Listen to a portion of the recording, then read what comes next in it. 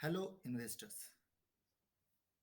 Share का चुनाव ये एक बहुत ही इम्पॉर्टेंट टॉपिक है जो एक नए इन्वेस्टर्स को या जो एक्सपीरियंस्ड इन्वेस्टर भी जो कुछ दिनों से शेयर खरीद रहे हैं बेच रहे हैं उनको हमेशा ये सताता रहता है कि कौन सा शेयर पिक करें, कौन से सेक्टर के शेयर को लेना चाहिए, किसको छोड़ना चाहिए।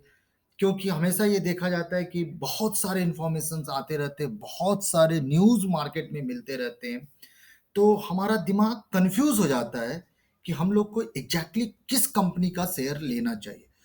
और हम आज अगले 10 मिनट में ये बात करेंगे कि हमें शेयर के चुनाव में क्या क्या ध्यान रखना चाहिए, किस न्यूज़ को समझना चाहिए और किसके हिसाब से अपना निर्णय लेना चाहिए जिसके कारण हमारा शेयर मार्केट में अच्छा मुनाफा हो और हम धीरे धीरे अमीर बन पाए।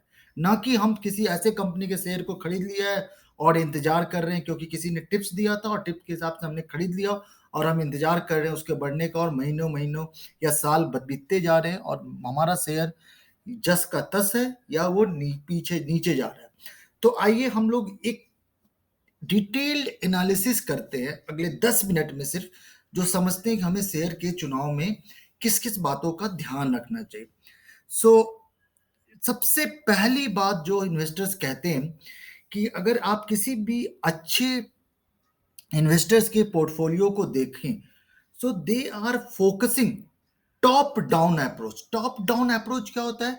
वो पहले ऊपर से पूरे धीरे धीरे स्टेप बाय स्टेप नीचे तक आते हैं और जिसके बेस पे वो सेक्टर का एनालिसिस पहले करते हैं। और उस सेक्टर सेक्टर के भी जैसे बहुत सारे सेक्टर्स होते हैं जिसके बारे में हम लोग बात करेंगे, तो आपको किस कंपनी के किस सेक्टर्स को फोकस करना चाहिए और फिर उसमें क्या पैरामीटर्स होने चाहिए, हमें किस कंपनी में जाना चाहिए। तो इसके लिए एक बहुत ही थंब रूल है जो हम और आप बहुत आराम से याद रख सकते हैं। आपको थोड़ा सा सरकारी योजना या घोषणाओं पर ध्यान देना होगा कि जब सरकार कोई बजट पेश करती है या कोई स्पेशल अनाउंसमेंट करती है, तो उस अनाउंसमेंट से किस सेक्टर्स पे ज़्यादा असर पड़ेगा और किस सेक्टर पे ज़्यादा पॉजिटिव असर पड़ेगा, ये एक सिंपल सा रूल है जिसको हम लोग फॉलो कर सकते हैं और फॉलो करने के साथ आराम से इन्वेस्ट करके अमीर बन सकते हैं। जैसे एक एग्जांपल मैंने यहाँ पे लिया है जो हमारे करंट बजट में अनाउंस किया गया है कि जैसे गवर्नमेंट का जो टोटल एलोकेशन है, मतलब गवर्नमेंट का जो टोटल बजट है वो इस परसेंटेज में बटा हुआ है, जिसमें ऑटोमोबाइल इंडस्ट्रीज है, जिसमें बैंक्स हैं, जिसमें इंश्योरेंस है, बीएफएसआई इंडस्ट्री है, कैपिटल गुड्स का है, सीमेंट का है, कंज्यूमर गुड्स का है। ये डिफरेंट परसेंटेज दिए गए हैं जो गवर्नमेंट ने इस बार अनाउंस किया है जिनका फोकस रहेगा। क्या ये फिक्स होता है? नहीं, ये हमेशा चेंज होता रहता है। हर साल बजट एलोकेशन में डिफरेंट सेक्टर्स दिए जाते हैं। तो प्लीज आपको ये इंफॉर्मेशन गैदर करने होंगे। सबसे पहला रूल कि गवर्नमेंट के बजट में किस सेक्टर्स पे ज्यादा फोकस किया गया है।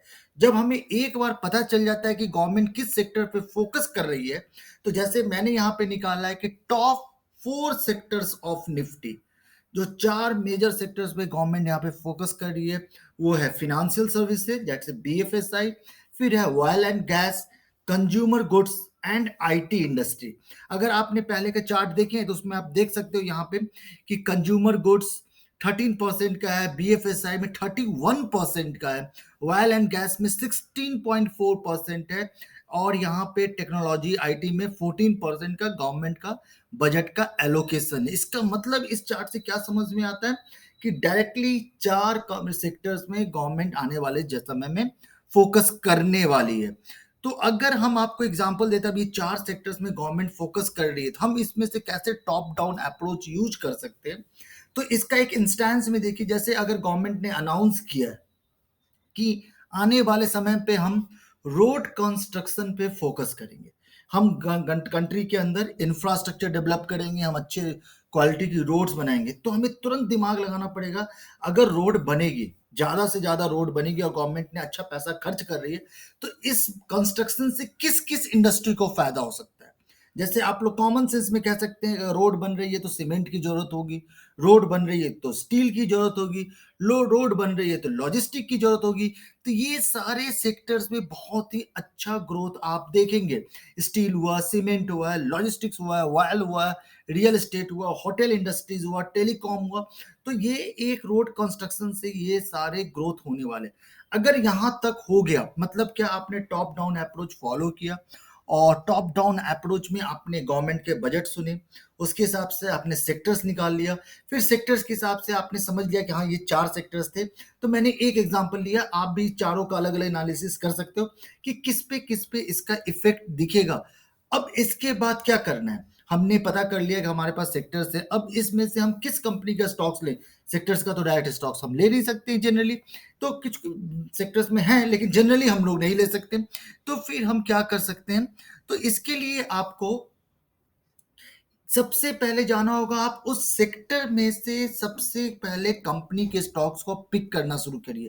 पैरामीटर्स क्या होना चाहिए, तो आपको देखना चाहिए इस सेक्टर्स में, जैसे मान लो बैंक सेक्टर है तो बैंक सेक्टर में सबसे लीडिंग कौन सी बैंक है, कौन सा बैंक का परफॉर्मेंस अच्छा हो रहा है। जैसे हम लोग देख सकते हैं एचडीएफसी बैंक काफी अच्छा ग्रोथ कर रही है, काफी अच्छा रिटर्न दे रही है, तो आप एचडीएफसी बैंक के साथ जा सकते हो। उसी तरीके से सबसे पहले आपको मार्केट लीडर निकालना होगा अपने सेक्टर्स का, और उनका एक पैरामीटर रखना पड़ेगा कि उनका रिटर्न जो इक्विटी पे है ये 15% से ज्यादा का होना चाहिए, कंटिन्यूअस होना चाहिए, और कंपनी ज्यादा डेप्ट में नहीं होनी चाहिए, कंपनी का कैश फ्लो फ्री होना चाहिए।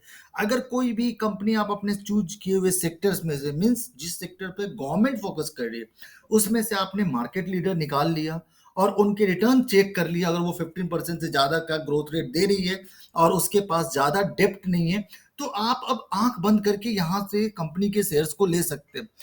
कुछ फंडामेंटल्स एनालिसिस के बारे में बात की गई है कि आप फोकस कर सकते हो फंडामेंटल एनालिसिस पे, वैल्यूएशन पे और टेक्निकल एनालिसिस पे।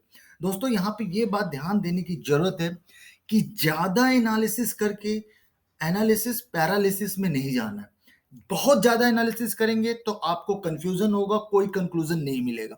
तो आप यहाँ पे क्या कर सकते हैं, फंडामेंटल एनालिसिस में आप सिंपल सिंपल आप पॉइंट्स पे इस तीनों में आप ध्यान क्या दे सकते हैं। पहला दे सकते हैं कंपनी का सेल्स बढ़ रहा है या नहीं बढ़ रहा है।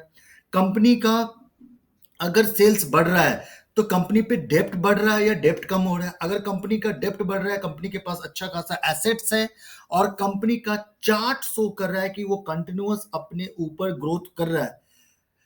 और सबसे इंपॉर्टेंट बात यहाँ पे ध्यान देने के लिए कि इनका शेयर्स ओवर बॉट जोन में नहीं है, मतलब कि अपने वैल्यूएशन से बहुत ज्यादा महंगा नहीं हो चुका है।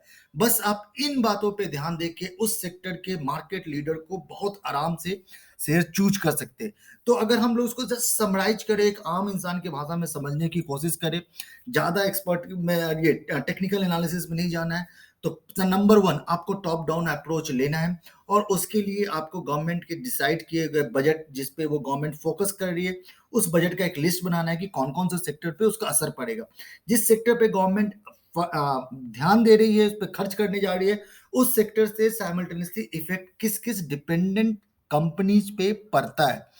उनमें से आपको जो भी कंपनी मार्केट लीडर लगती है, और मार्केट लीडर लगती है से सिर्फ मतलब नहीं, अगर वो मार्केट लीडर है और उसका डेप्ट बहुत तेजी से बढ़ रहा है तो फिर उस कंपनी का सरवाइव होने का चांस मुश्किल है। तो आपको क्या करना है, मार्केट लीडर होना चाहिए, मार्केट लीडर के साथ साथ उसका return on equity round about 15% जरूर होना चाहिए, और कंपनी के पास फ्री कैश फ्लो होना चाहिए, शेयर्स ओवर प्राइस नहीं होने चाहिए, और उसका फंडामेंटली कंपनी स्ट्रांग होनी चाहिए। तो आप आराम से वैसी कंपनी के शेयर को खरीद के होल्ड कर सकते हैं, और जैसे जैसे गवर्नमेंट अपने बजट का पैसा एलोकेट करते जाएगी उस सेक्टर में, वैसे वैसे उन कंपनियों का सेल्स बढ़ेगा और उनके प्रॉफिट बढ़ेंगे तो उनका शेयर प्राइस भी डेफिनेटली बढ़ेगा।